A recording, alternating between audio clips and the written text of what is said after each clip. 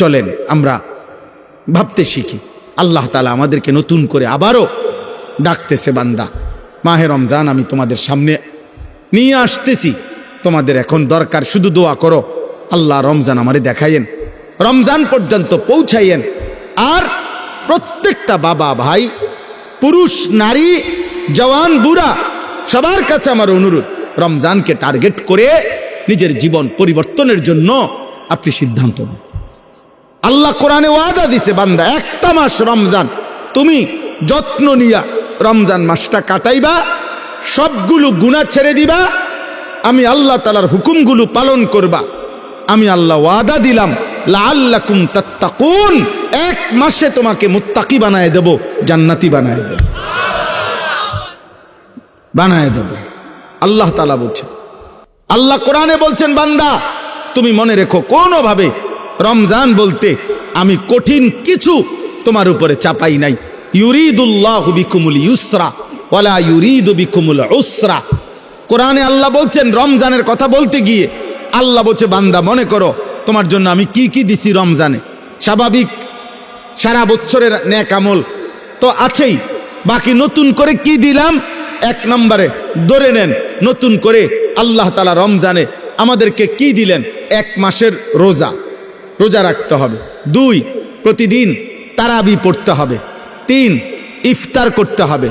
4, রাত্রিবেলা সাহারি খাইতে হবে। 5, শেষ দশকে এতেকাফ করতে হবে। 6, শেষ দশকের বেজর রাত্রিগুলোতে সবে কদর তালাশ করতে হবে। আর কি, আর পুরাটা মাস গুনাহ থেকে বাঁচতে হবে। আল্লাহ তাআলার নেক আমল, 5 ওয়াক্ত নামাজ, জিকির, তেলাওয়াত, দোয়া, কান্নাকাটি, এর মধ্যে লিপ্ত থাকতে হবে। এই তো কথা। আল্লাহ তাআলা বলেন, বান্দা বিশ্বাস করো, এই যে যা যা দিছি আমি, ইফতার, সাহারি, এতেকাফ, তারাবি, রোজা, নামাজ, আল্লাহ বলে বান্দা বিশ্বাস করো, আমি এই বিধানগুলো সাজাইতে গিয়া, দিতে গিয়ে আমি আল্লাহ নিজে তোমার সহজ যেন হয়, কষ্ট যেন না হয়, আমি আল্লাহ কসম নিজে খেয়াল করেছি। ইউরিদুল্লাহু বিকুমুল ইউসরা, আমি আল্লাহ চেয়েছি তোমার যেন সহজ হয়, ওয়ালা ইউরিদু বিকুমুল উসরা, আমি আল্লাহ তাআলা তোমার জন্য কঠিন হোক এটা চাই নাই। প্রথম যেভাবে বিধান শুরু করছি নবীজির জামানায়, প্রথম রোজার শুরু, রমজানের শুরু, ওইখান থেকেও আমি বান্দা সহজ করতে করতে করতে বর্তমানের অবস্থায় আনছি। শুধু কমাইছি, বাড়াইছি না, শুধু কমাই আনছি। সংক্ষেপে বলি, প্রথম রাসূলুল্লাহ সাল্লাল্লাহু আলাইহি সাল্লামের জামানায় রোজা এর বিধান ছিল কি, এর বিধান ছিল, মৌলিক নিয়ম ছিল যে নবীজির জামানায় প্রথম রমজানের রোজা রাখার নিয়ম ছিল সুবহে সাদিক থেকে, মানে সকালবেলা যেই ভোরের টাইম, সুবহে সাদিক থেকে রোজার টাইম শুরু হইতো। সন্ধ্যা হইলে, সূর্য ডুবলে, মানে আমরা যখন ইফতার করি তখন ইফতার খাওয়ার অনুমতি ছিল।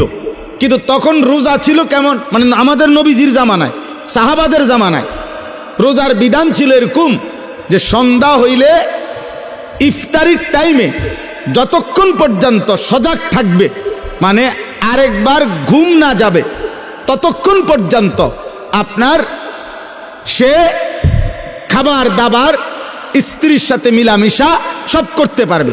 কিন্তু সন্ধ্যার পর থেকে নিয়ে যখনই ঘুমায় যাবে, ঘুম আইসা গেলে নতুন রোজা শুরু।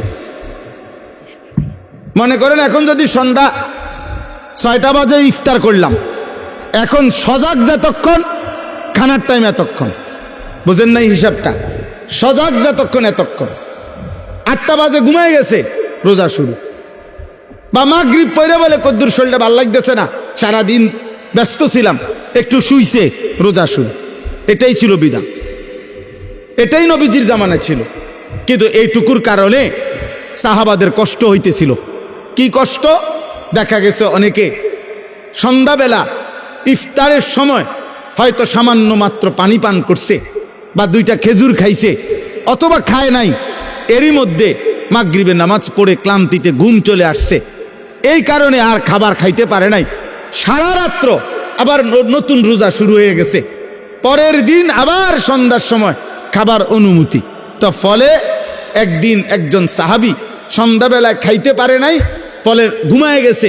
নতুন রোজা শুরু হয়ে যাওয়াতে আগের দিনের পুরা রোজা, সারা রাত্রের রোজা, পরের দিন দুপুরবেলা হযরত কাইস ইবনে সারমা আল আনসারী রাদিয়াল্লাহু তাআলা আনহু তিনি বেহুশ হয়ে গেছেন একেবারে। তো আল্লাহ তাআলা দেখছে আমার বান্দার তো কষ্ট হইতেছে, তো আল্লাহ তাআলা পুনরায় আবার বিধান নাজিল করে এই কোরআনের মধ্যে আল্লাহ আবার বলছে, ঠিক আছে বান্দা, আরো কমায় দিলাম, এখন সুবহে সাদিক থেকে সূর্য অস্ত পর্যন্ত, এই সন্ধ্যা পর্যন্ত, এই পর্যন্ত রোজা রাখো। সন্ধ্যার পর থেকে, সূর্য ডুবার পর থেকে পরবর্তী সুবহে সাদিক পর্যন্ত সারা রাত্র এইবার ঘুমাও আর সজাগ থাকো। খাবার দাবার, স্বামী স্ত্রীর মিলামেশা, সব কিছুর অনুমতি পূর্ণ দেওয়া হইল। ঘুমাইলেও অনুমতি আছে, না ঘুমাইলেও অনুমতি আছে। আল্লাহ তাআলা বলে, তবুও আমি চাই তোমার যেন কষ্ট না হয়। ইউরিদুল্লাহু বিকুমুল ইউসরা, আমি কষ্ট দিতে চাই না। ইবান কি মায়া করে মালিক বলছে, মা জাআলা আলাইকুম ফিদ্দীন মিন হারাজ।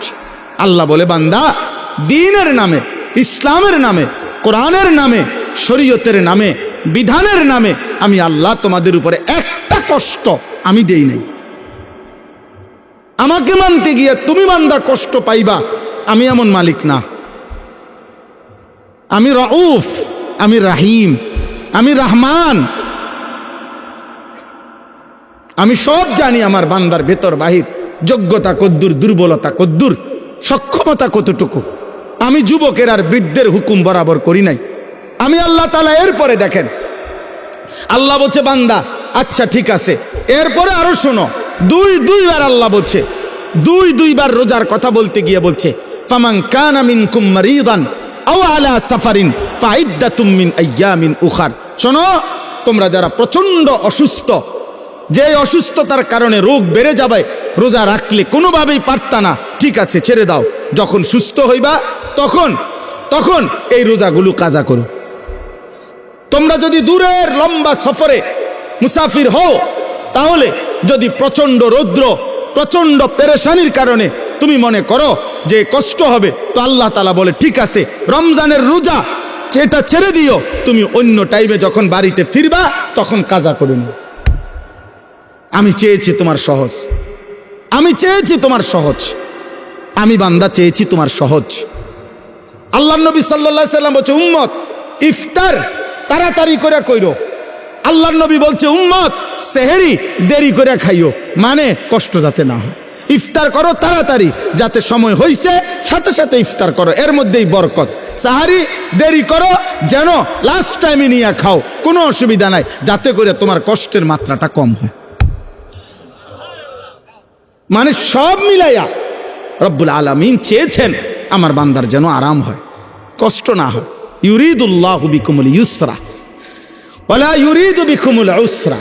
একদিকে তো সহজ করার জন্য এত ব্যবস্থাপনা করেছেন, আবার আরেক দিকে নেকি।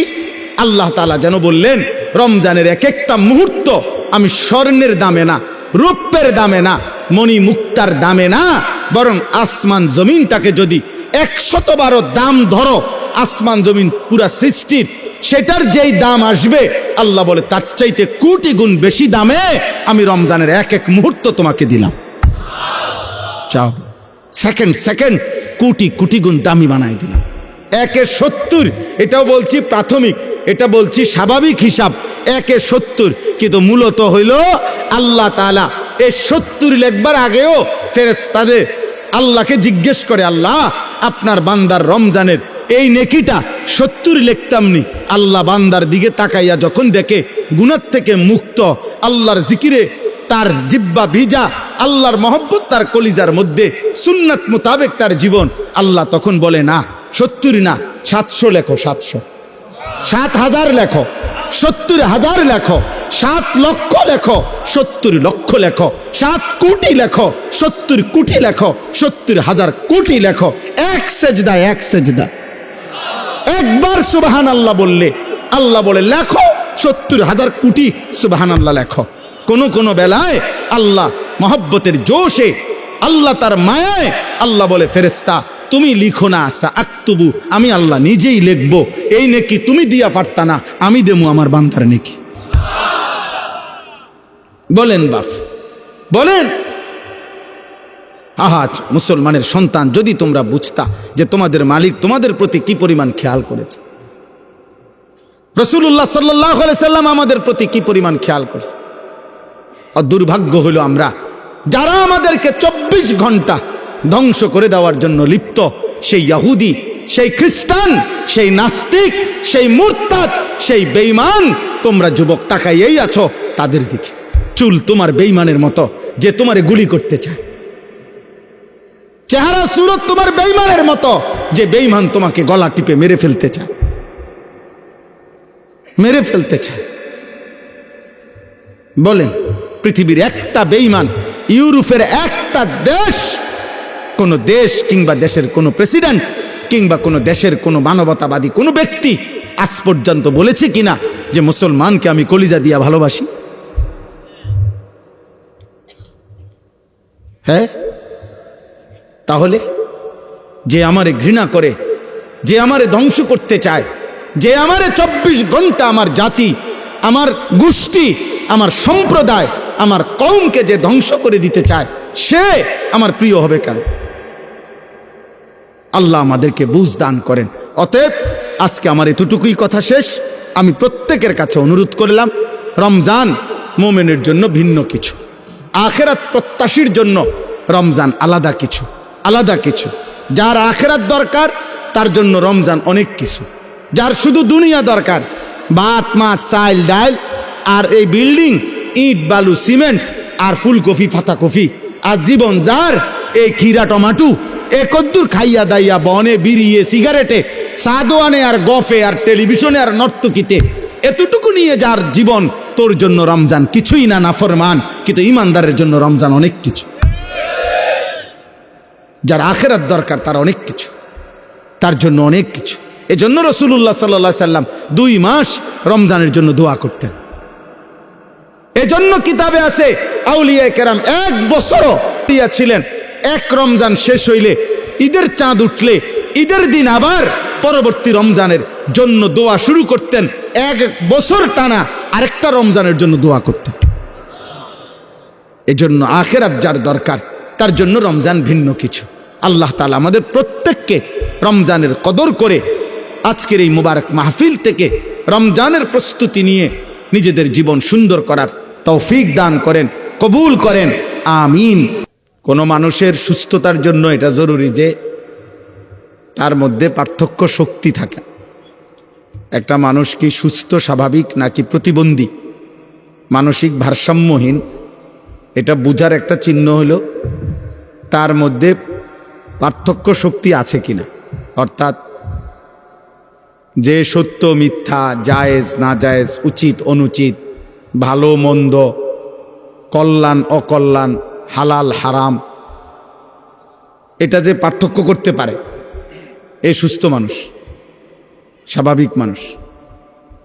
আর যার মধ্যে এই পার্থক্য শক্তি থাকে না, যে না আমার যখন যেখানে যা আমার মন চায় তা, এবারে হাসুক নলে লাফাক নলে ফালাক, এটা কি মানায় না, মানায় না, অন্যরা কি মনে করবে কি ভাববে, কিছুর আমার দরকার না। এই মানুষ কিন্তু মনে রাখতে হবে, এই মানুষ প্রতিবন্ধী, মানসিক ভারসাম্যহীন, তার ব্রেনে সমস্যা। এই জন্য ছেলেরা, বাবা এটা মনে রাখো, তোমার পথে তুমি চলো, আমার পথে আমি চলি। কেউ কারোর জন্য আটকায় না, কারো জন্যই দুনিয়া থেমে থাকে না, কারো জন্যই না, কারো জন্য কেউ থামে না। দুনিয়া প্রত্যেকেরকে নিয়ে আপন গতিতেই চলতেছে। ওয়াকুল্লুম ফি ফালাকিন ইয়াসবাহুন, সব কিছু একটা নির্দিষ্ট গন্তব্যের দিকেই চলতেছে। আল্লাহ তাআলা বলছে প্রত্যেকটা সৃষ্টি, আল্লাহর সমস্ত সৃষ্টি। অতএব কারো জন্য, কারো হাসি, কারো কান্না, কারো মৃত্যু, কারো জন্মগ্রহণ, কোনো কিছুতেই পৃথিবীর ঘন্টা মিনিট সেকেন্ড থামে না। মরলেও ঘড়ির কাঁটা চলে, বাচ্চা জন্ম নিলেও ঘড়ির কাঁটা চলে, এবং আমরা আমাদের নির্দিষ্ট সময় পার করে প্রতিনিয়ত চলেই যেতে হবে, এটাই স্বাভাবিক। এই জন্য কেউ সেজদা দিতে দিতে যদি আব্দুল কাদের জিলানিও হয় তারও মৃত্যু হবে। কেউ যদি নাফরমানি করতে করতে অসভ্যতা করতে করতে ফেরাউন নমরুদ হয় তারও মৃত্যু হবে। এটা সহজ বিষয়, কোনো ঘন্টা মিনিট সেকেন্ড থেমে থাকে না। শনিবার রবিবার হয়, রবিবার সোমবার হয়, জানুয়ারি ফেব্রুয়ারি হয়, রাত দিন হয়, দিন রাত হয়, সকাল দুপুর হয়, দুপুর বিকাল হয়, এই ঘুরতেই আস, চলতেই আস, চলতেই আস। এই জন্য সব ছেলে তোমাদেরকে বল, তোমার জন্য তুমি মনে রাখতে হবে এই পৃথিবীর কেউ তোমাকে না চিনলেও তোমার তো নিজেকে চিনা উচিত। সবার জন্য এটা উচিত, আমি আপনি সবার জন্য আত্ম উপলব্ধি বড় নিয়ামত। আমি আমাকে চেনা, আমি আসলে মানুষ না জানোয়ার। যদি মানুষ হয় তাহলে পার্থক্য কি জানোয়ারের সাথে? 2 নম্বর হলো আমি কি মুসলমান না অমুসলমান। যদি আমি মুসলমান হই তাহলে অমুসলমানের সাথে আমার পার্থক্য কি? শুধু মুখে আমি বলছি আমি মুসলমান, এতটুকুই যথেষ্ট। কোরআনুল কারীমের মধ্যে আছে, আল্লাহ তাআলা বলছেন ক্বালাতিল আ'রাবু আমান্না কুল লাম তু'মিনু ওয়ালাকিন কুলু আসলামনা ওয়ালাম্মা ইয়াদখুলিল ঈমানু ফি কুলুবিকুম। আল্লাহ তাআলা বলেন মক্কার কিছু বেদুইন মানুষ নবীজির সামনে আইসা বলতো মুহাম্মদ আমরা ঈমান এনেছি, আমরা মুমিন। আল্লাহ তাআলা বলেন আপনি তাদেরকে বলে দেন যে না, তোমরা ঈমানদার নও। আমি আল্লাহ বললাম তোমরা ঈমানদার না, বরং তোমরা এতটুকু বলতে পারো যে আমরা বাহ্যিকভাবে ইসলামের আনুগত্য স্বীকার করছি, মানে পরিচয় দিচ্ছি। ওয়ালাম্মা ইয়াদখুলিল ঈমানু ফি কুলুবিকুম, এখনো তোমাদের অন্তরে ঈমান প্রবেশ করে নাই, আল্লাহ বলছে। তার মানে এটা নিয়ম, শেকড় যত গভীর হয় গাছের ডালপালা তত মোটা হয়, ছড়ায়ে পড়ে। যে গাছের শিকড় যত দুর্বল ওই গাছের উচ্চতা এবং চারিদিকে ছড়িয়ে পড়া ডালপালা তত দুর্বল। তো শেকড় গভীর হইলে ডালপালাও বড় হয়, মজবুত হয়, ছড়িয়ে পড়ে। তো যার কলিজার ভিতরে ঈমান যেমন, তার বাহ্যিক চেহারা সুরত চলন বলন বাহ্যিকভাবেও তার ইসলাম ততটা ছড়িয়ে পড়ে। এটা দেখলেই বোঝা যায়, চুল দেখলেই বোঝা যায় তার কলিজায় ঈমান আছে না নাই। সেজদা দেখলেই বোঝা যায়, নামাজের সময় দেখলেই বোঝা যায় যে তার মধ্যে ঈমান আছে না নাই। হালাল হারামের সামনে আসলেই বোঝা যায় তার মধ্যে ঈমান আছে না নাই। নারী সামনে আসলেই বোঝা যায় তার মধ্যে ঈমান আছে না নাই। পাক নাফাকের প্রশ্ন আসলেই বোঝা যায় ঈমান আছে না নাই। এটা প্রতি মুহূর্তেই পরীক্ষা চলতেছে আর প্রতি মুহূর্তেই প্রমাণ হইতেছে।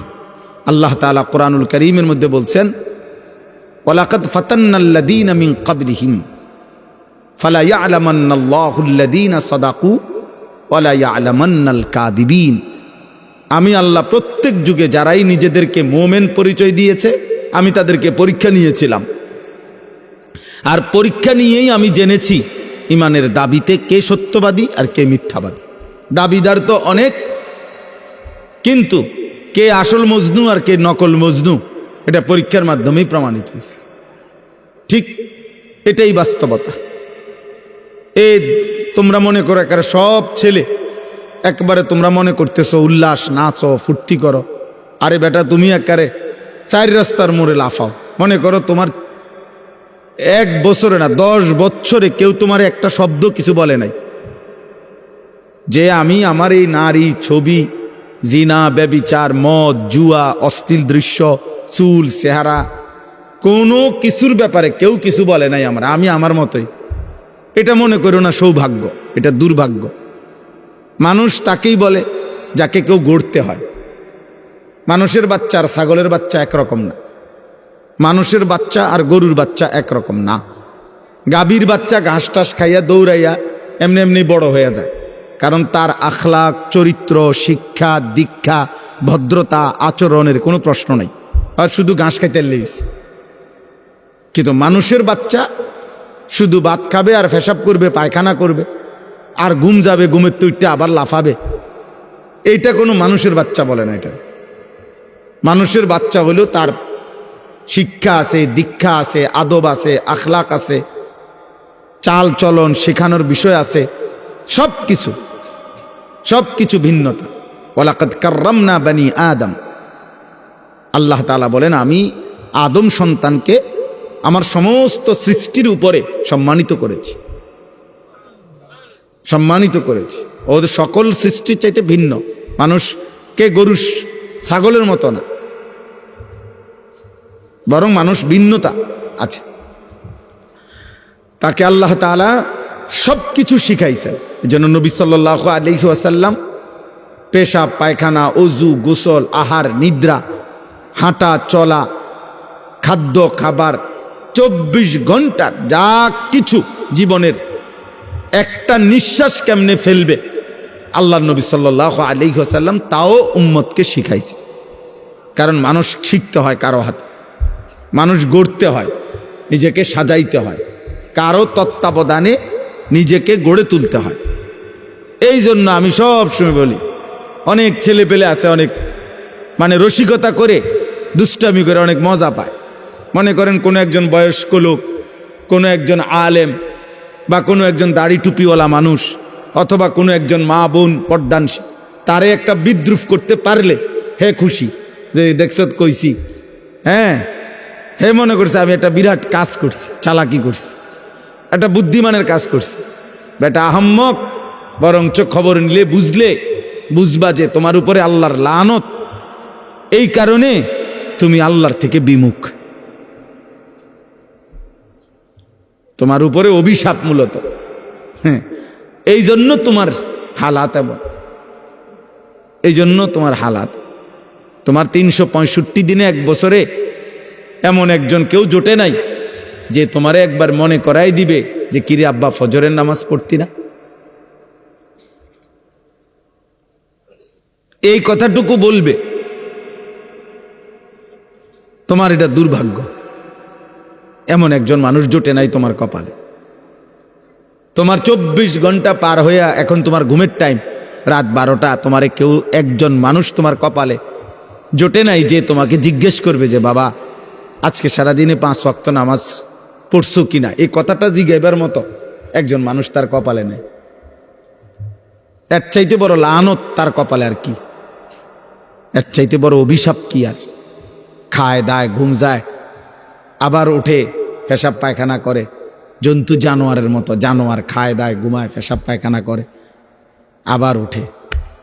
এক হাইওয়ান, এক জানোয়ার, এক পশু, যে পশুর আল্লাহ নাই, সেজদা নাই, আখেরাত নাই, হালাল হারামের কোনো পার্থক্য নেই। এই তো জন্তু জানোয়ারের আখলাক। এই জন্য খুব চালাক মনে করো না নিজেরে, খুব উল্লাস ফুর্তি করো না। বললাম অনেক ছেলে, আমি প্রায় এটা ভাবি, অনেক ছেলে আছে মনে করে খুব বুদ্ধিমান। আরে বুদ্ধিমান না বেটা, তোর বদনসিব বেটা, তোর বদনসিব বেটা, দুর্ভাগ্য বেটা। আলহামদুলিল্লাহ, আমি আমার পুরা ছাত্র জীবন এবং আমার কর্মজীবনেও আল্লাহ আমার এমন মা জুটাইছে। আমার মা প্রতিদিন ফজরের নামাজের জন্য যতক্ষণ ঘুম থেকে না উঠছি, মা ঘন্টা ফিটাইয়া, স্কুলের ঘন্টা টুংটুং করে বাজায়, যে ঘন্টা দিয়া বাইরে দরজার সামনে আমগরে উঠাইছে। মা আমগরে উঠাইছে আলহামদুলিল্লাহ। বহুদিন আমার যখন একটা বাচ্চা হইছে, আমার বিবি বাচ্চা আছে, আমার সন্তান আছে, তখনও মা আমগরে দরজার সামনে আইসা দরজার ঘন্টা ফিরত। কইতাম মা উঠছি তো, কইতো না উঠ, দরজা খোলো, লাইট জ্বালাও। শোয়ার থেকে উঠছি তো কইলে হইতো না। তাহলে এটা সৌভাগ্য আমার জীবনে, আমার জীবনে সৌভাগ্য যে আমি ছাত্র জীবনে আমার বড় ভাই আমার দিকে বারবার খেয়াল রাখছে। আমি চুল কাটে আসছি তো বড় ভাই হাত দিয়ে দেখছে, চুল সমান হইছে না, বলছে আবার যাও। 3 বার চুল কাটাইছে, একবারের চুল। আলহামদুলিল্লাহ, বিনিময়ে ঠকি নাই। এই জন্য সবাই মিলে এটা ভাবা দরকার। ছেলেরা, কারো জন্য কেউ আটকায় না। আমি আবারও বললাম, তুমি নষ্ট হইতে হইতে ফচ্চা যদি গন্ধ ছোঁড়ে, নারী দেখতে দেখতে, উলঙ্গ ছবি দেখতে দেখতে, অশ্লীল দৃশ্য দেখতে দেখতে, বেহায়াপনা, অসভ্যতা, মদ, জুয়া, বন্ধুদের অসৎ আড্ডা, নোংরা কথাবার্তা কইতে কইতে ফচ্চাও যদি যাও, গন্ধও যদি ছোঁটে, তোমার এটাই না ধরার মতো টাইম মানুষের হাতে নাই। মানুষ খুব ব্যস্ত, প্রচন্ড ব্যস্ত মানুষ, সবাই ব্যস্ত। যে যে লাইনে গুনার কাজ যারা করছে তারাও খুব ব্যস্ত, নেকের কাজ যারা করতেছে আলহামদুলিল্লাহ এখন তারাও খুব ব্যস্ত। ওই যে আমি মৌলানা সাহেবকে কইলাম যে ভাই আপনি উনি মহব্বত করে এই বলতে চাইতেছে, তা আমি বললাম না ভাই আপনি আমার এতক্ষণ লাগাই আমার নাম করবেন, আমার এই টাইম দেওয়া নাই। তাহলে বুঝানোর উদ্দেশ্য হলো কারো হাতেই টাইম নেই, কারো হাতে সময় নেই, বুঝেন না? আমি পদে পদে দেখছি বিজিবি, আর্মি, ক্যান্টনমেন্ট থেকে। তো আমি বাসার থেকেও আমার হাসতেছে, বুঝি আইজি এবেন সে ওয়াজে যায়। আমি বললাম ওয়াজ না যাইতে আছি, যে দুজনে আটকে যা মুজে এনে হ্যাঁ না এলাম বাসা দেবো, খালাস, অসুবিধা কি? আল্লাহর কথা বলার চেষ্টা করব, না হইলে আয়ে পড়ুম। তো আর আমি কোনো পুঁজি ঘাটাইছি না যে এনে আমার বিরাট মাল লস হয়ে যাবে, বুঝছেন না? গতকালকে রাত্রে টাঙ্গাইল থেকে আসছি, তখন জায়গায় জায়গায় আর্মি গাড়ি চেক করছে, ব্যাগ চেক করছে, সব চেক করছে, আবার সালামও দিছে, দোয়াও চাইছে, চেকও করছে। ঠিক আছে ভাই, ঠিক আছে। এজন্য বললাম আব্বা, মানুষ প্রচন্ড ব্যস্ত, প্রচন্ড ব্যস্ত। মানুষের মধ্যে এখন দুনিয়া, মানুষের উপার্জনের চাহিদা বেড়ে গেছে, কর্মের বিভিন্ন সুযোগ বেড়ে গেছে এবং টাকা পয়সার প্রয়োজনও বেড়ে গেছে। আমি প্রায় বলি, আগে এক বাড়ির মানুষ ছিল 20 জন, টয়লেট বাড়ির ওই কোনাত একটা দিয়ে সারত, বেডিত সবাই। অহন 6 রুম, 6টাই বাথরুম। হ্যাঁ, অ্যাটাচড বাথরুম না? তাহলে এখন এই বেচারা 6টা বাথরুমের 4টা বাথরুম যদি করতে হয় তার বিল্ডিংটার ভিতরে, তাহলে কি পরিমাণ স্যানিটারি মালামাল দরকার, তাহলে অনেক টাকা দরকার। অর্থাৎ যেখানে একটা ঘরের চাহিদা 5 লাখ টাকায় পূরণ হইতো, কথার কথা, সেটা এখন 20 লাখ টাকায় পূরণ হয় না। তাহলে মানুষের এই 15 লাখ টাকার যে ঘাটতি, কমতি, এটা উপার্জনের জন্য তাকে আরো ব্যস্ত, বেশি পরিশ্রম করতে হচ্ছে। হালাল হারাম তো পরে, মানে মেহনত করতেছে সবাই, টাকা দরকার আরো। দুনিয়া স্বাভাবিক চলতে হইলে আরো দরকার, আরো দরকার। এই জন্য আমি বলি আর কি, মূল কারণ কিন্তু এটা। নাহলে ছোটবেলা আমরাও পার হয়ে আসছি, এক বেলা খানা খাইতে দেরি হইছে, 3-4 জনে, মামা, চাচা, বড় ভাই, অনেকেই খুঁজা আনছে আম করে টোয়াইয়া। কিন্তু এখন একটা ছেলে, বাবা মা জীবিত, আপন বাবা মার ঘরে ঘুমায়, বাপ মা আছে, কিন্তু 365 দিনের 1 বছরে বাবা মা কোনোদিন জিজ্ঞাসাও করে না যে আব্বা তুই যে ফজরের নামাজ পড়ো না, তুই মুসলমানের বাচ্চা না অন্য কিছু, বলেন। অথচ তার বাপ মা জীবিত। এখানে মনে করেন এই যে ছেলে, এগুলো এদের সবাই কি বাবা মা মারা গেছে মনে করো? তো তাইলে এদের চেহারা দেখো, তুমি দেখো, মৌলানা ইয়াহিয়া দেখো, হালাত দেখো। এখানে যদি 500 ছেলে হয়, 450-র উপরে আছে সব বেনামাজি। এই চেহারা দেখলেই বোঝা যায়। ঠিক বলার দরকার নেই, ফাজলামি করো না, ঠিক বলার দরকার কি? আমি সমর্থন চাচ্ছি না, আমি তো ভোটের জন্য আসি নাই, আমি বুঝানোর জন্য বলছি। চেহারা দেখো, তোমরা একটা ছেলে দেখো, একজন ছেলে দেখো, মুসলমানের সন্তানের চেহারা এমন হওয়ার কথা। আব্বা, আল্লাহ কোথায়? নামাজ কোথায়? সেজদা কোথায়? কেউ জিতলেই কি হবে, কেউ হারলেই কি হবে? হ্যাঁ, যেই জিতুক তার হাতেই তো আমাদের ভাগ্যের পরিবর্তন হয়ে যাবে, ঠিক না? কথা বলে না?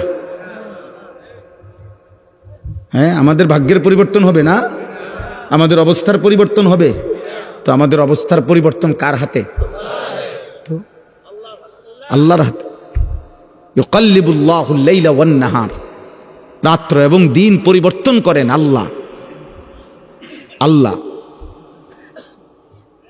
ومن كل شيء خلقنا زوجين لعلكم تذكرون والسماء بنيناها بأيد وإنا لموسعون আল্লাহ বলেন আসমান আমি বিছিয়েছি, জমিন আমি বিছাইছি, সব কিছু জোড়ায় জোড়ায় আমি করেছি।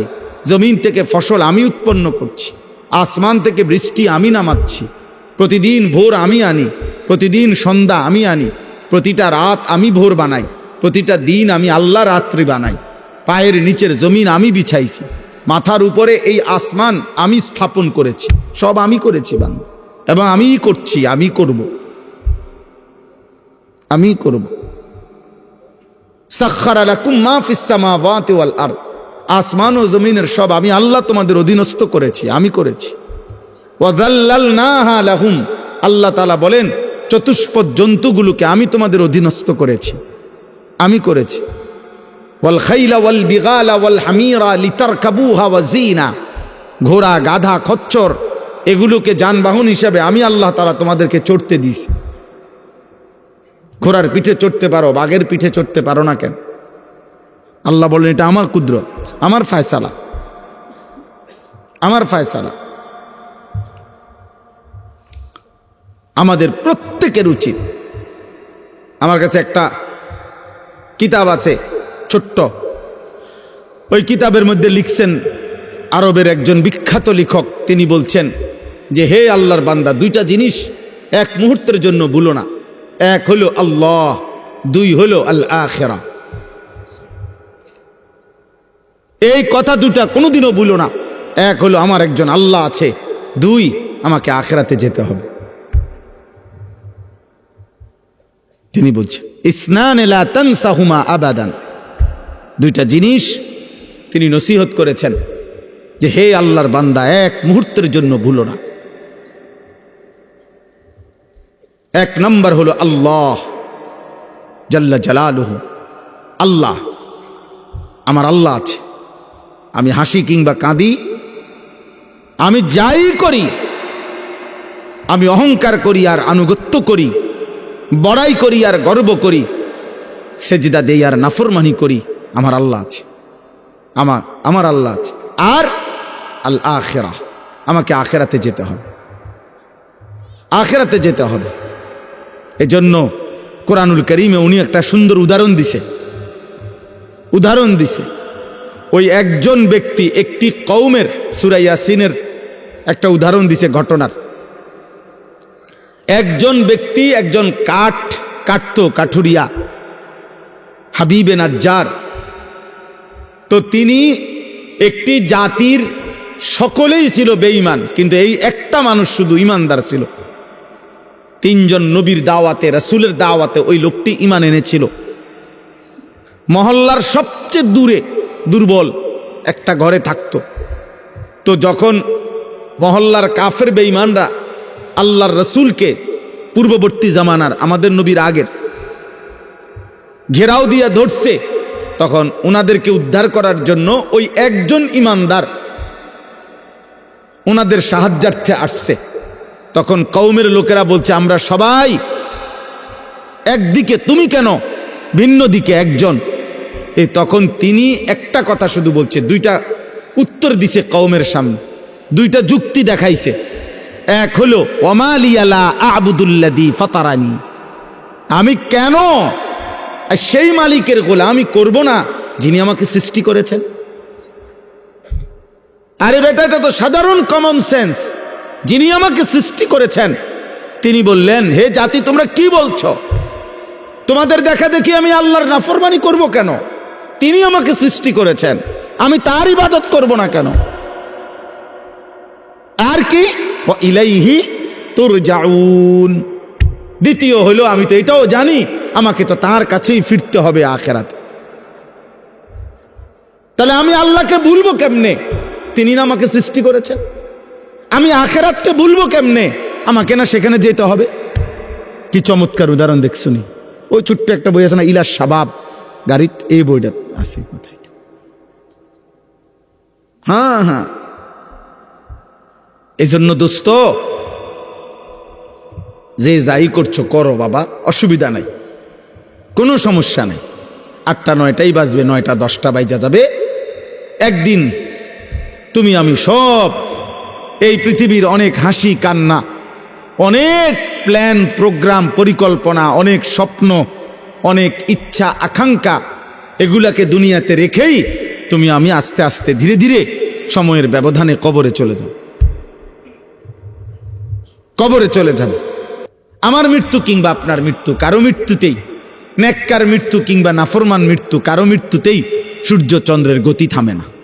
রাসূলুল্লাহ সাল্লাল্লাহু আলাইহি সাল্লাম বলছেন, হাদিসের মধ্যে আছে, নবীজির একজন সন্তান হযরত ইব্রাহিম রাদিয়াল্লাহু তাআলা আনহু, নবীজির সন্তান ইন্তেকাল করছিলেন। তো সেদিন চন্দ্রগ্রহণ লাগছে, চন্দ্রগ্রহণ হয়েছিল। তো সাহাবারা কেউ কেউ মন্তব্য বা কেউ কেউ বলছে নিশ্চয় নবীজির সন্তানের বিরহে চন্দ্রগ্রহণ লাগছে। তখন আল্লাহর নবী সাল্লাল্লাহু আলাইহি ওয়াসাল্লাম তৎক্ষণাৎ সাহাবায়ে কেরামকে মসজিদের মধ্যে জমা করে, দেখেন অনেক ছেলে এখনো মোবাইল ধরে রাখছে, দেখেন, আহা, যাও বাবা বাইরে হয়ে যাও, বাইরে হয়ে যাও, আব্বা ঘুরে দাঁড়াইছো কেন, বাইর হয়ে যাও, একবারে বের হয়ে গেলেই হলো, অসুবিধা কি? এখানে ভোটের কোনো বিষয় নাই। জি, অতএব বলতেছে রাসূলুল্লাহ সাল্লাল্লাহু আলাইহি ওয়াসাল্লাম তখন সাহাবায়ে কেরামকে মসজিদে নববীতে ডাকছে। ডাইকা নবীজি খুতবা দিয়া বলছে যে আল্লাহর কসম সাহাবারা শুনো, নিশ্চয়ই কারো মৃত্যুতে সূর্যগ্রহণ কিংবা চন্দ্রগ্রহণ হয় না, হয় না, বরং সেটা আল্লাহ তাআলার কুদরতি নিজাম, আল্লাহ তাআলার কুদরতি নিজাম। সব কিছু আল্লাহ তাআলা তার ধারাবাহিক নিজামে আল্লাহ তাআলাই চালাচ্ছে। এজন্য আজকে আমার প্রথম কথা এটা যে কবরবাসীদের মাগফিরাত কামনায় মাহফিল। ধরে নেন কবরবাসীদের কথা মনে পড়েন, ওনাদেরও অনেক স্বপ্ন আকাঙ্ক্ষা পরিকল্পনা ছিল। ব্যস্ততম এই দুনিয়ায় ওনারাও, আমার আব্বারে আমি যতদিন বুঝছিল, আমার আব্বারে আমি যতদিন দেখছি, আমার আব্বা ফজরের নামাজের পর থেকে রাত 10টা পর্যন্ত আব্বাকে দেখতাম। এক নম্বরে উনি মানুষের বাসায় বাসায় কুমিল্লা শহরে একটা সাইকেল দিয়া প্রাইভেট পড়াইতো, এই বাচ্চাদেরকে কোরআন শরীফ শিখাইতো।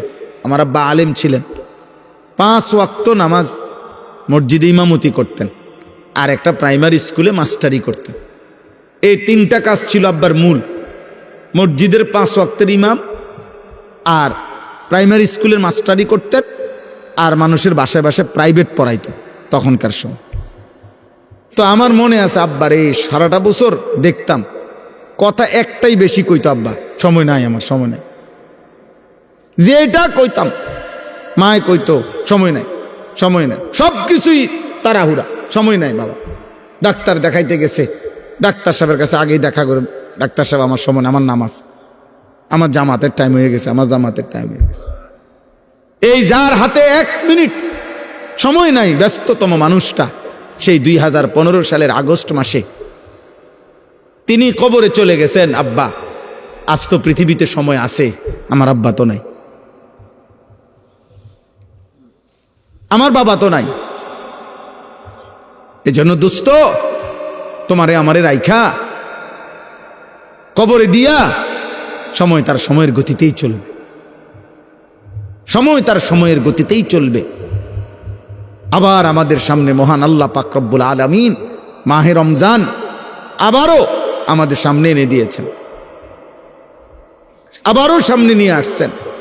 আল্লাহ যেন বলে, বান্দা ঘুরে ঘুরে বিভিন্ন আঙ্গিকে আমি চেয়েছি, বান্দা মূল টার্গেট আমার, কখনো শবে বরাত দিলাম, কখনো রমজান দিলাম, শবে কদর দিলাম, এতেকাফ করতে বললাম, মুহররমে আশুরা দিলাম, জিলহজ মাসের নফল রোজা রাখার সময়গুলো দিলাম।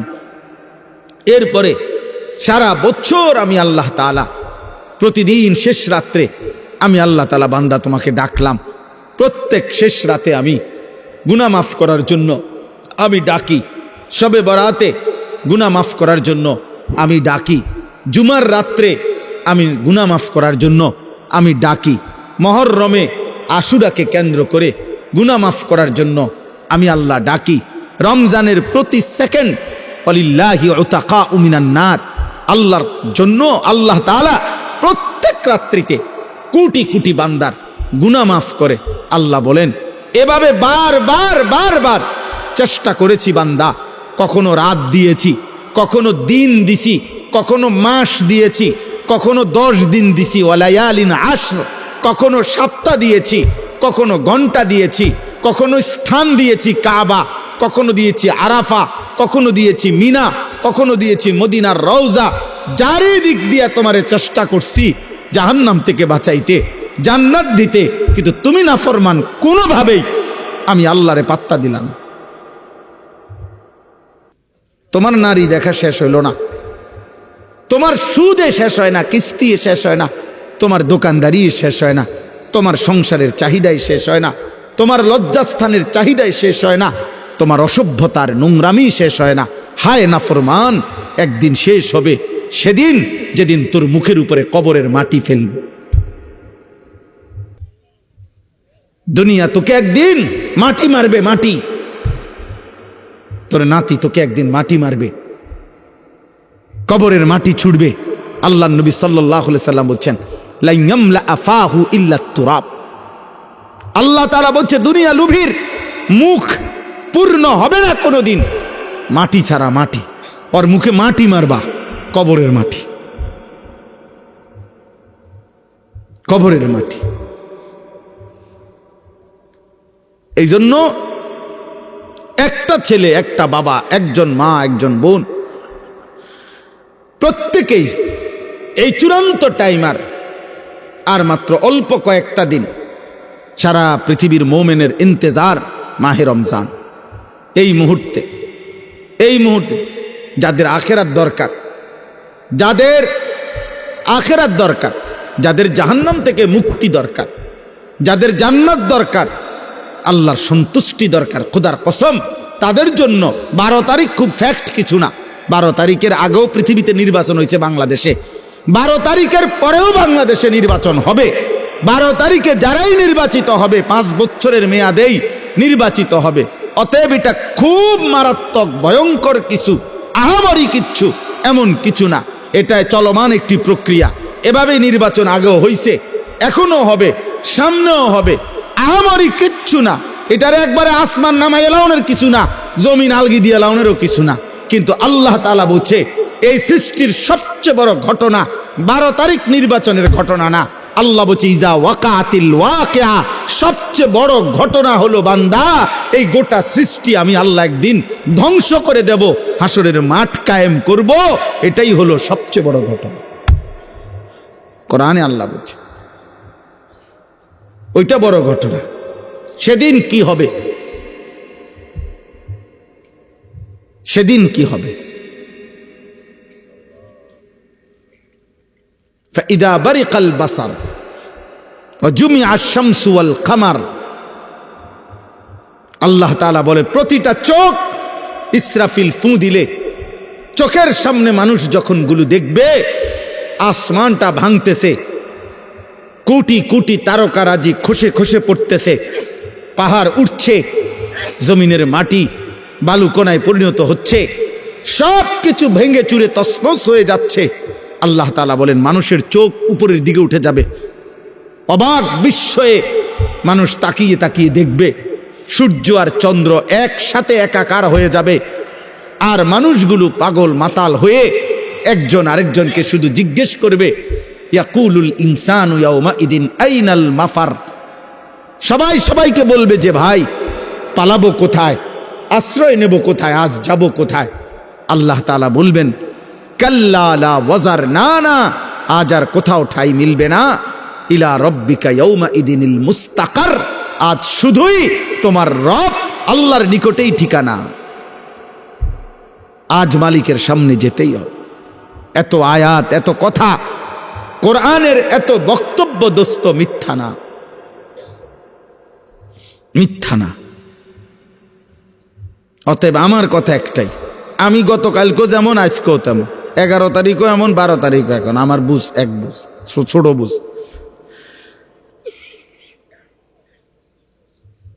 আমার কালকেও জিজ্ঞাসা করছে, তোমার বড় সাংবাদিক সাক্ষাৎকার নিছে, আপনার কি ভাবনা হুজুর এখন? আমার ভাবনা আগের মতোই ভাবনা,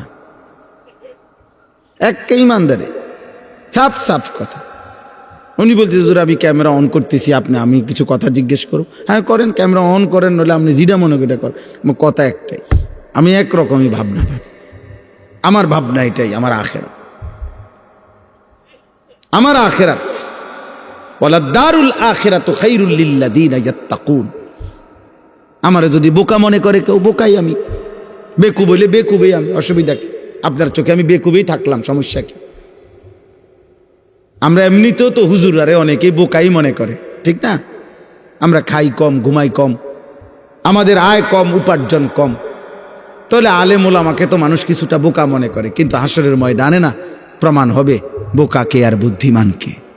সেদিনে না দেখা যাবে সুদখুরে বোকা নাকি 40 বছর আল্লাহর ঘরের গোলামি করেছে, আল্লাহকে সেজদা দিয়েছে, 5 ওয়াক্ত নামাজের ইমাম। তো সেদিন প্রমাণ হবে বাদশাকে আর ফকিরকে। বেটা ইন্নাল্লাযীনা আজরামু কানু মিনাল্লাযীনা আমানু ইয়াদহাকুন। আল্লাহ বলে আজকের দুনিয়াতে নাফরমান আর পাপী ইমানদারকে নিয়ে হাসে। আমি আল্লাহ ওয়াদা দিলাম ফালইয়াউমাল্লাযীনা আমানু মিনাল কুফফারি ইয়াদহাকুন। সেদিন আখিরাতে ইমানদার বেঈমানকে নিয়ে হাসবে। এটা কোরআন শরীফের সাফ আয়াত। আজ আজরামু মুজরিম, আজ পাপী হাসে, সেদিন কে হাসবে? ইমানদার হাসবে, ইমানদার হাসবে।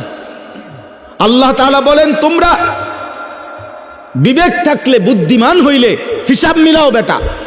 আরে ছেলেরা নাফরমান ছেলে, তোরা যারা নামাজ পড়ো না, একটা সেজদা তোদের যাদের কপালে নাই, নাফরমান তোর পিছনে এরকম আল্লাহর নাফরমানি করেছে যারা, তাদের পরিণতি কি হয়েছিল খবর নিস বেটা। ফেরাউন এই পৃথিবী ভোগ করে গেছে কিন্তু আল্লাহর নাফরমান ছিল। নমরুদ এই পৃথিবী ভোগ করে গেছে কিন্তু আল্লাহর নাফরমান ছিল। তাদের পরিণতি কি হয়েছে? ফাংজুরু কাইফা কানা আকিবাতুল মুকাদ্দিবিন। আল্লাহ বলছে দেখো মিথ্যাবাদীদের পরিণতি কি হয়েছে। ফাংজুরু কাইফা কানা আকিবাতুল মুফসিদিন।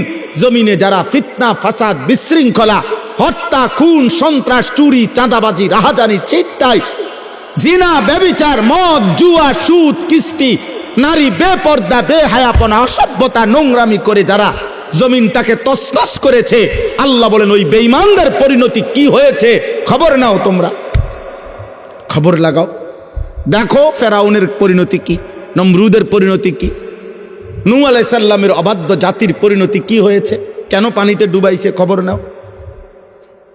লূত আলাইহিস সালামের জাতিকে জীবন্ত মাটি উল্টাইয়া দাফন করে দিছে কেন? কারুনকে জীবন্ত মাটির নিচে দাফন করে দিল কেন? ফেরাউনকে জীবন্ত পানিতে ডুবাইয়া মারলো কেন? নমরুদকে জীবন্ত মশা দিয়া কামড়াইয়া শেষ করে দিল কেন? আনুগত্যের কারণে না অবাধ্যতার কারণে? বলো না ভাই। তাহলে তুমি কি করছো? সালাক মিয়া তুমি কি করতে আসো? হ্যাঁ তুমি কি করছো? ও বলতেছিল মাওলানা ইয়াহিয়া, আমি অল্প একটু শুনতেছিলাম, আপনি আপনার স্ত্রীর দিকে এতটুকু নজর রাখলেন না। হ্যাঁ আপনার বিবি আরেক বেড়ার লগে কথা কয়, আমনও আরেক মহিলার লগে কথা বলেন, আমনও টেলিভিশনে নর্তকী দেখেন, আপনার বিবিও টেলিভিশনে অন্য পুরুষ দেখে, বিবির কলিজার ভিতরেও অন্য পুরুষের কল্পনা, আপনার কলিজার ভিতরেও অন্য মহিলার কল্পনা। সুখ আসবে কোত্থেকে? হ্যাঁ কত দুঃখের কাহিনী শুনবেন এই সমাজের বাস্তবতায়। প্রতিনিয়ত আমি তো দেখি, আহা কত ভদ্রলোক বিশ্বাস করেন, স্যুট পরা, বুট পরা, দামি গাড়ি বাড়িওয়ালা, বেচারার একাকির কান্না, মনে হয় যেন নিজেও কাঁদি, কলিজা ছিঁড়ে কাঁদে একাকি যখন বলে হুজুর কি পরিমাণ পেরেশানি, কি পরিমাণ পেরেশানি। আহা আহ দোস্ত আমার, বন্ধু আমার, আল্লাহকে বাদ দিয়ে ইসলামকে বাদ দিয়ে, রসুল সাল্লাল্লাহু আলাইহি সাল্লামকে বাদ দিয়ে, আল্লাহর কোরআন এবং সুন্নাহকে বাদ দিয়ে পৃথিবীর অন্য কোনো আইটেমে, অন্য কোনো পদ্ধতিতে সুখ আসে না, হৃদয়ের সুখ আসে না। ওইগুলা তো বিল্ডিং দালান তো সুখের উপকরণ, দেখতে মনে হয় এগুলা চাকচিক্য, কিন্তু সুখ যেটা, আনন্দ, তৃপ্তি, স্বস্তি, এটা তো ইটের মধ্যে না, এটা তো কলিজার মধ্যে, এটা তো দিলের মধ্যে। বাবা, তোমরা এতগুলো ছেলে, আমি তোমাদেরকে বললাম বাবা, তোমাদের অধিকাংশ ছেলের চেহারা দেখে বোঝা যায়। তোমরা দাঁড়াইয়া দেখো, তোমরাই তোমাদের চুল দেখো, দেখো তোমাদের এই চুল মুসলমানের সাথে, কোনো আলেমদের সাথে, কোনো দিনদার মানুষের সাথে, তোমাদের দাদা চাচা নানা বয়স্ক মুরব্বী নামাজি মানুষের সাথে ন্যূনতম কোনো মিল আছে কিনা? আব্বা, তোমরা যদি বিবেক থাকে, যদি মায়ের দুধ খাইয়া থাকো, তো দেখো, তোমরাই দেখো। তোমরা যারা এক ওয়াক্ত নামাজ পড়ো না, এমন জিন্দেগি, তো তোমরা একটা বিবেক, এক বিন্দু যদি শেষ তোর কলজার ভিতরে যদি একটু বিবেক থাকে, তাহলে জিজ্ঞাসা করে দেখো যে পৃথিবীতে কোনো মানুষ বেনামাজিকে ভদ্র মনে করে কিনা, বেনামাজিকে মানুষ মায়া দয়া শ্রদ্ধা ভালোবাসা দেয় কিনা। নিজেকে নিজে এইভাবে, আমি অনেক, আমার কষ্ট লাগে রে ভাই, অনেক কষ্ট লাগে যে আসলে এক একটা ছেলে পেলে তোমরা নিজেরে নিজে এইভাবে অপমানিত করছো কেন? তুমি বোঝো না যে মানুষ চোরেরে কি মনে করে? তুমি বোঝো না মানুষ জুয়ারিরে কি মনে করে? তুমি বোঝো না মানুষ বেডিতের লগে আকাম কুকাম করলে তারে কি কয়? তুমি বোঝো না মানুষ উলঙ্গ ছবি দেখলে, কেউ যদি নর্তকী দেখে, জিনা ব্যভিচারের দৃশ্য দেখে, ধরা খাইলে তারে মানুষে কি কয়? তুমি বোঝো না? তুমি বোঝো না? তুমি বোঝো না মানুষ দুর্নীতিবাজরে কি কয়? তুমি জানো না মানুষ সুদখোরেরে কি কয়? তুমি বোঝো না মানুষে কিস্তিখোরেরে কি কয়? তুমি বোঝো না বেপর্দা নারীরে মানুষে কি কয়? এটা দেখো না তুমি? এ তো স্বাভাবিক কমন সেন্সের ব্যাপার, একেবারে ন্যূনতম ভদ্রতার ব্যাপার। এতটুকু আকল তমিজ তো থাকবে, এতটুকু আত্ম উপলব্ধি তো থাকা চাই। আল্লাহ আমাদেরকে বুঝ দান করেন, আল্লাহ তোমাদের কলিজার মধ্যে বিবেক দান করেন। আমার ভাই রাসূলুল্লাহ সাল্লাল্লাহু আলাইহি ওয়াসাল্লাম বলেছেন, লা ইয়ামবাগি লিল মুমিনি আন ইয়াযুল্লা নাফসাহু। নবীজি বলেন, কোন মুমিন, কোন মুসলমানের জন্য উচিত নয় নিজেকে নিজে অপমানিত করা। আমি কেন আমাকে অপমানিত করবে? মানুষ আমার চুল চেহারা দেখে কেন বলবে, কিরে তোরে তো দেখতেই বোঝা যায় ফুট্টা খোরের মতো, তোরে তো দেখলেই মনে হয় বাবা খোরের মতো, হ্যাঁ তোকে তো দেখলেই মনে হয় এক ওয়াক্ত নামাজের সেজদা দেস না, এটা তো চেহারা দেখলেই মনে হয়। আমি দাঁড় করাই, তোমরা আমার অনুমতি দাও, বেনামাজি ছেলে আমি দাঁড় করাই দেই এখানে। আমি তো ইনশাআল্লাহ চেহারা দেখে দেখে বলতে পারো, একজন একজন করে দাঁড় করাইতে পারুন যে বেনামাজি অসভ্য বেয়াদব কোনটা কোনটা, এটা আমি দাঁড় করাই। আমি তো ইনশাআল্লাহ দাঁড় করাইতে পারো। 100 জন দাঁড় করাইলে আশা করি 98 জন ঠিক হবে। তাইলে তুমি নিজেকে এই অপমানিত করলা কেন? আল্লাহ কি তোমাকে হায়া দেয় নাই, লজ্জা দেয় নাই, বিবেক দেয় নাই? চলেন আমরা ভাবতে শিখি। আল্লাহ তাআলা আমাদেরকে নতুন করে আবারও ডাকতেছে, বান্দা মাহে রমজান আমি তোমাদের সামনে নিয়ে আসতেছি, তোমাদের এখন দরকার শুধু দোয়া করো, আল্লাহ রমজান আমারে দেখাইয়েন, রমজান পর্যন্ত পৌঁছাইয়েন। আর প্রত্যেকটা বাবা ভাই, পুরুষ নারী, জওয়ান বুড়া, সবার কাছে আমার অনুরোধ, রমজানকে টার্গেট করে নিজের জীবন পরিবর্তনের জন্য আপনি সিদ্ধান্ত নিন। আল্লাহ কোরআনে ওয়াদা দিছে, বান্দা একটা মাস রমজান তুমি যত্ন নিয়া রমজান মাসটা কাটাইবা, সবগুলো গুনাহ ছেড়ে দিবা, আমি আল্লাহ তাআলার হুকুমগুলো পালন করবা। আমি আল্লাহ ওয়াদা দিলাম, লাআল্লাকুম তাত্তাকুন, এক মাসে তোমাকে মুত্তাকি বানায় দেব, জান্নাতি বানায় দেব, বানায় দেব। আল্লাহ তাআলা বলছে,